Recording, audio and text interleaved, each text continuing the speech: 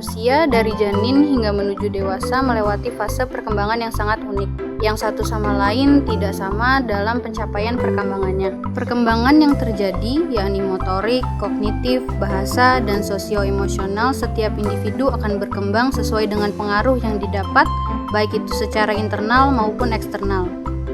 Lalu, bagaimana perkembangan anak di setiap rentang usianya? Kebutuhan perkembangan janin.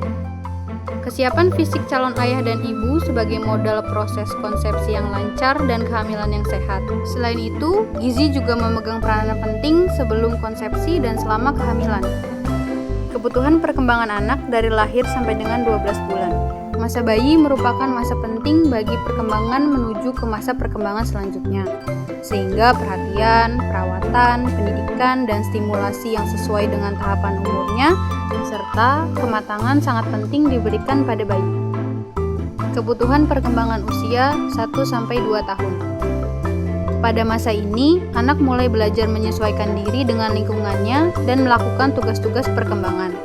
Mula-mula, hampir semua kegiatan anak tampak seperti mekanisme otomatis bagaikan refleks yang tidak disadari dan tidak terkoordinasi oleh akal dan kemauan anak. Usia 2-3 tahun. Dikatakan bahwa anak berada dalam masa bermain menjelajah, di mana kegiatannya semakin bervariasi seiring dengan meningkatnya koordinasi dan keterampilan motorik anak.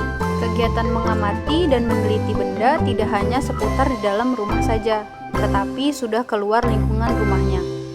Usia 5-6 tahun merupakan masa periode prasekolah, karena pada saat ini sebagian besar anak-anak sudah mulai mengikuti pendidikan formal.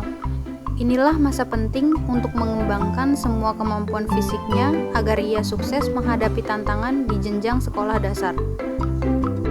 Apa saja permasalahan yang terjadi pada anak? Perkembangan motorik. Berarti perkembangan pengendalian gerakan jasmaniah melalui kegiatan pusat syaraf, urat syaraf, dan otot yang terkoordinasi. Perkembangan motorik terbagi dua, yaitu motorik halus dan motorik kasar. Motorik kasar seperti melompat, berjalan, dan berlari. Motorik halus seperti menggambar dan menulis. Perkembangan kognitif. Anak tidak mampu memahami perspektif atau cara berpikir orang lain. Seperti ketika menggambar, anak menunjukkan gambar ikan dari sudut pengamatannya. Perkembangan bahasa. Anak mampu menjadi pendengar yang baik.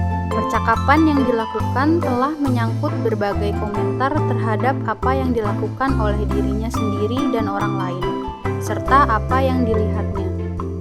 Perkembangan psikososial. Anak sering bertengkar tetapi cepat berbaikan kembali. Selain itu, perasaan humor anak sudah berkembang lebih lanjut, dan anak sudah dapat menunjukkan sikap marah. Diagnosa permasalahan pada anak kelompok bermain dan taman kanak-kanak. Setiap anak memiliki rasa takut, namun jika tidak wajar perlu diperhatikan. Takut merupakan perasaan terancam oleh suatu objek atau hayalan yang dianggap membahayakan. Ada pula permasalahan lainnya, yaitu anak memiliki tingkah laku menyerang baik secara fisik maupun verbal, atau melakukan ancaman sebagai pernyataan adanya permusuhan.